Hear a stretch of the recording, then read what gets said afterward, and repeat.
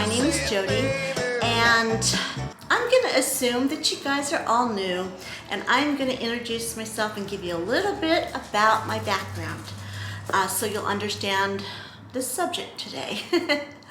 I have been living with cancer for 20 years. I was diagnosed in my 30s, and then I beat it. 8 years later, it came back with a vengeance, and the last 9 years I have been stage 4 triple negative metastatic, and it moved to my bones. So that's where I am right now. So my channel is all about how to live in the now, in the moment, where you're at, whatever your health is, whatever your state of being is at this moment, how to live and how to thrive, and not wait until you're better, not wait until things are better, not wait until you're rich, not wait until you're beautiful, not wait until you lose weight. God, no, that might not happen. But my point is, I want to live in the now and enjoy and thrive in the now, even though I have stage 4 cancer and I am stage 1 diabetic, type 1 diabetic. Okay, so this brings us to my topic today. Last week actually was a very, very hard week for myself and my family.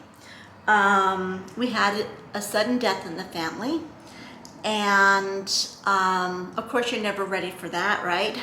But it kind of hit me really hard. My cousin, who is only 4 years older than I am, died of a sudden heart attack. It just like boom. So my sister and I, one of my sisters, my baby sister and I, had to travel to Arizona for the funeral. Anyway, so I'm traveling with my baby sister, who is 15 years younger than I am, and I am trying to keep up physically, and let's just say it didn't go over so well. So what happened was, I'm going to tell you all the mistakes that I made, and then I'm going to go back and give you some tips on how I could have done things better. So if you're ever in this situation, you can learn from my mistake. Okay, so we drove straight through. We did not stop, not once. It was a 5.5-hour drive from where I'm at right now. Okay, so we get to the hotel room, and I am just in so much pain from sitting that long because I have a tumor that sits between my 4 and 5, my lower spine. So sitting and writing, didn't go over so well. Okay, so we get to the hotel room and I ask my sissy, I'm like, oh wow, I just need to lay down just for a short bit before we go and see Auntie and the family and all the cousins. And of course, her being younger than me and, all vivacious, and she's very anxious to get to my aunt. She's like, no, we can rest later. Let's just get there. So I didn't say anything. I'm like, okay. So I freshened up a little bit, put a smiley face on, like, I'm okay, I'm normal, I can do this. So we get to my cousin's place. And just to let me explain a little bit too, my aunt has lost her entire family. Her husband died, 2 of her children, her only children died. This was the last one, was her daughter, my cousin, that passed away just now. And her son died in his sleep at 25, I know.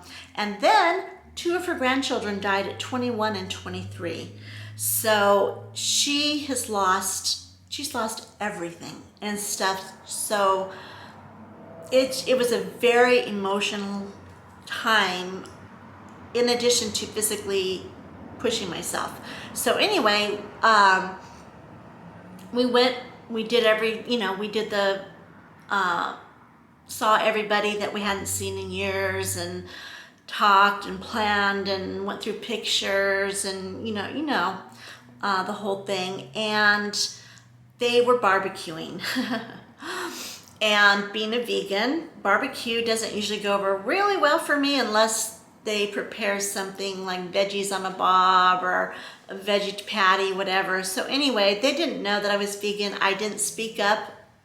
I just said, oh, okay, it's okay, I'm not hungry. I didn't want to make them feel like they had to go buy me anything, special or anything. I didn't want to put any extra pressure on my auntie. So I didn't eat. I had water, and then when we got back to the hotel, I was like shaking. I was like, whoa, I'm not feeling so good. I need to get some food. So we went to Panera and we got a Mediterranean veggie sandwich, and I felt in some fruit, and so I felt better after that. But we go to bed and I think, okay, I can catch up. I can just relax and, you know, okay, well, no, I can't relax because I laid on the bed and it was rock hard.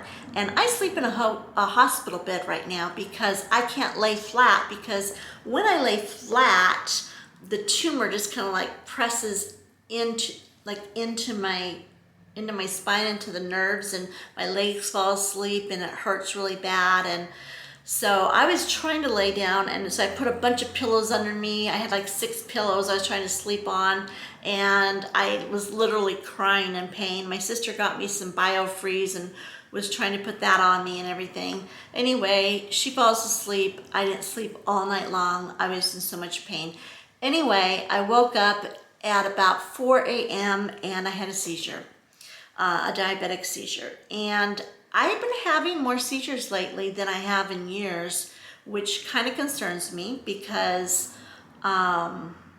it means I'm not controlling my sugars as well as I should be. So anyway, I had a seizure and I hit my head on the corner of the bedstand. So I had a massive headache. And after a seizure, because what happens with me, it's like here I am, I'm laying down and my whole body's like a plank and it just like shakes. And my muscles become rigid, and a lot of times I could bite my lip or my tongue or whatever, and my neck right here gets like, really tense, and my hands get really tense. And guess what? My spine, where Mr. Tumor is, gets very tense. So my whole body was in so much pain after the seizure, and I was kind of like, it takes me a while to get back to normal. A lot of times after a seizure, it takes me a full day to get like, feeling back to normal again, and then like 2 to 3 days of sore muscles. So we get up and we're getting ready to go to the funeral, and I just can't do it. I mean, I was like, ugh. And my sister, she was concerned because she was worried about my aunt, who is, older, 80 years old now, and she wanted to make sure that she was taken care of, and she was worried that if she had to take care of me and my aunt, she was stressing out. And I know it wasn't me, but I was adding to her stress. So I said, you know what, I'll watch on Zoom. So I drove all the way to Arizona to watch the funeral on Zoom. Yes, I did. So it was a really, really rough trip. Anyway, that night, or after that, in the afternoon, we went back to the house, and that was my trip. I got home on last Thursday, and I went to bed with all of my travel clothes on, people. And I couldn't even bother to change out of my clothes because I was so in so much pain and so weak. So I stayed in bed from Thursday until Monday, 3 days ago. And I was finally feeling like human by Monday. But on Monday, I still had a hard time. I had to talk myself out of bed, because what happens after a seizure, after all that happens, I get depressed. And then I was just like, I don't want to fight to get up. I don't want to fight to feel better. I don't want to fight to take a shower. I don't want to fight to do my hair. I don't want to fight to do anything. So what I did is I took it in steps. I talked myself out of bed by offering myself sugar-free cookies. and a real cup of coffee. So, woohoo, big treat. So anyway, I got out of bed and got in the shower, but I was just too tired and too sore to wash my hair. So I put my hair back like this, see? And I couldn't be bothered. But I got clean for the most part, so I'm like, okay, at least I don't stink, right? So let's talk about what I did wrong and how I could have made my life a lot easier and probably prevented a seizure from happening. I could have advocated for myself.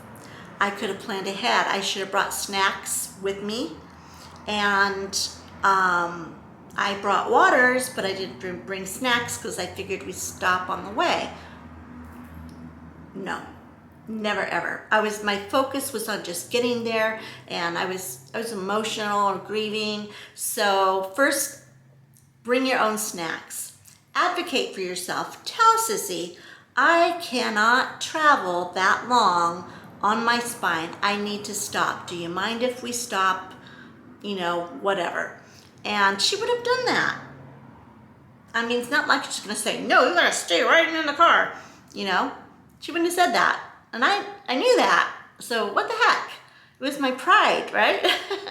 So that was one thing I could have changed, okay? Taken breaks, had snacks, kept them with me, drank a little bit more water, tested my sugar levels more while I'm out and not just like my normal when I'm at home.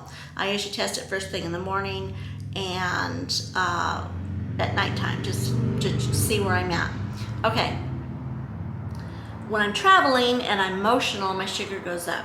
And I have what they call, it's an old saying, it's called brittle diabetes, but it's called something else now. It's when your sugar levels are like that and they go up and then boom, they drop and it causes a seizure. So I have to be very, very careful to keep them going like this, or else I end up with a, with a seizure. So there's that. So at the hotel room, I should have said, no, I need to lay down. You can go without me, come back and get me, or I'll Uber there, whatever. Could have said that, should have just said that. All right, another thing is I could have asked the hotel and asked if they had a different bed, like maybe they had a softer bed, and explained my situation. And possibly I could have had a good night's sleep or a better night's sleep.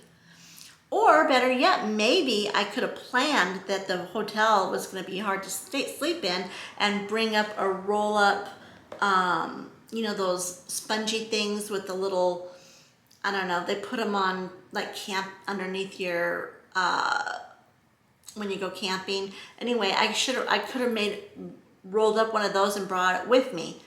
Another thing I could have done to prevent from being this much pain and everything. So that's what I could have done. I should have planned that there was not going to be food there at the house.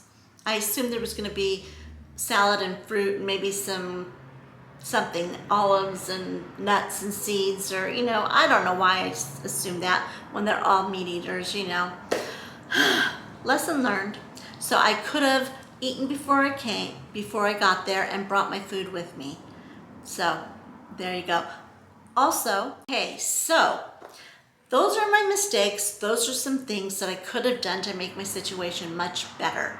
Now, what I'm going to do for the future. I have been eating vegan for a while, but I have not been eating the way I need to be eating. This is my Bible right here. It's called The Crazy Sexy Diet. It is by Chris Carr. And I love it because it's not just a diet that says, do this and do that. No. It tells you exactly why you are eating, what foods are doing in your body and why you need this. And it gives tons of references, not her reference, not the writer of the book. She just gathered the information from reliable sources like doctors and scientists and people that are living because of this book. Okay, so she talks about being a pH fabulous. And that's talking about staying in, an alkaline and non-alkaline diet and not causing inflammation in the body. So when I follow this exactly, I would say half amount of pain, and take half amount of pain pills and weigh half amount. So that's a good thing. She talks about juice. She talks about your gut, your digestion system, detoxing your body. Talks about sugar and inflammation and all the damages that sugar can do to your body and does do. So also she talks about prayer and meditation and being peaceful and taking time out mentally.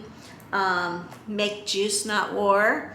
Juicing is such a jewel. Oh my gosh, I can't even tell you.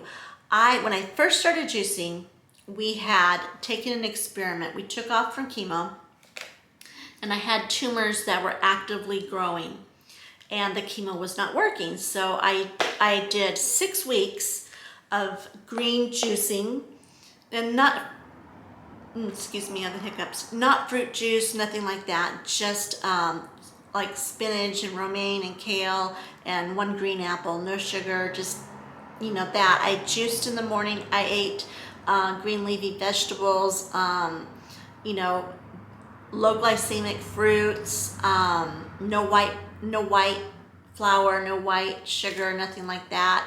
Whole grain, everything, just whole plant based. It was great because we had never eaten that way before. So we were really enjoying the different tastes and the different flavors of the foods. 6 weeks later, people, I went back and my tumors had shrunk to half of what they were.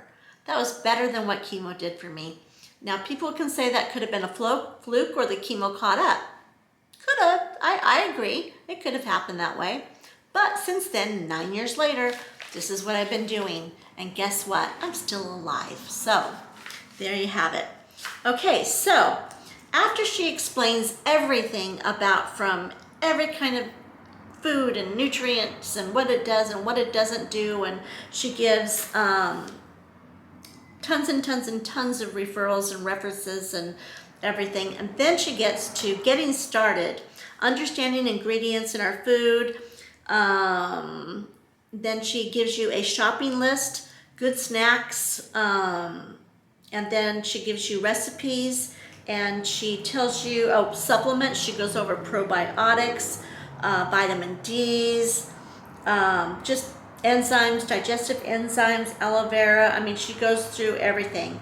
And then she goes on to giving you a test about where you're at in your food. Like if you've been eating meat every day, then she's put you at a certain level where maybe you do meatless Mondays, and then the rest of the week you eat, just add 2 more servings of veg to your plate.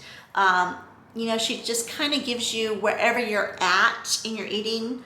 She just kind of starts you there and then just makes little improvements until you've dove in.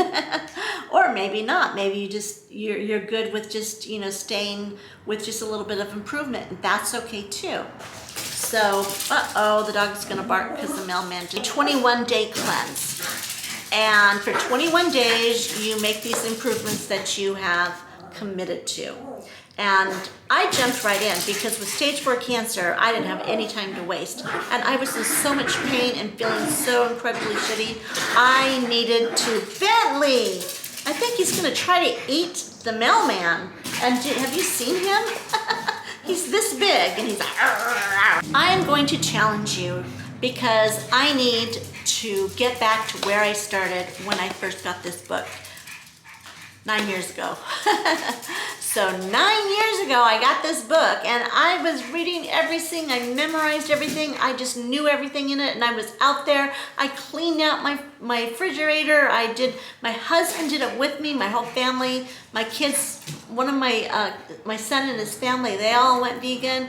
I mean, so now I need to get back to that because I don't want to be in more pain. I don't want to feel bad. Okay, so that's what my plan is, and what I think I'm gonna do is take you along with me. I'm gonna take you and show you my cleaning out the cupboards and shopping with me and preparing the foods and all that kind of stuff. So, but I'd really like it if you could join me and get this book though. You guys need this book. I seriously, anybody can benefit from it.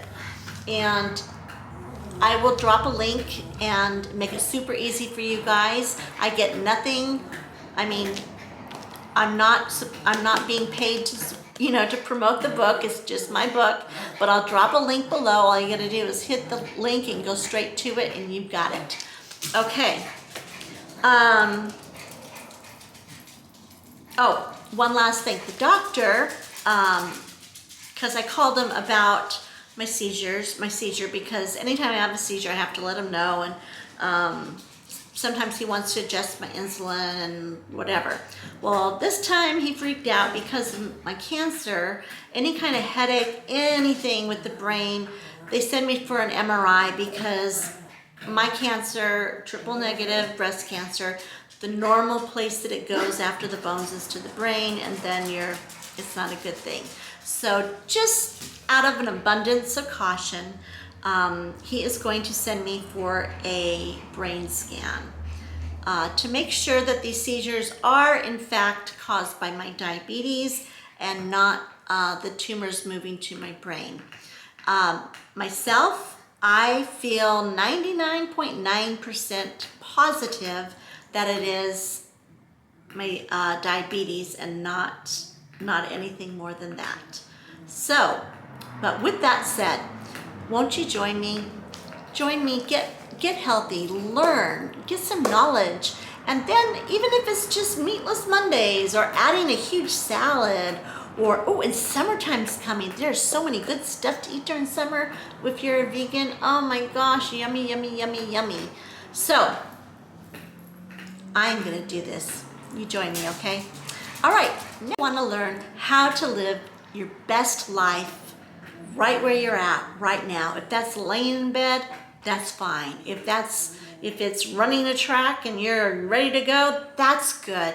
Just be the best you can be.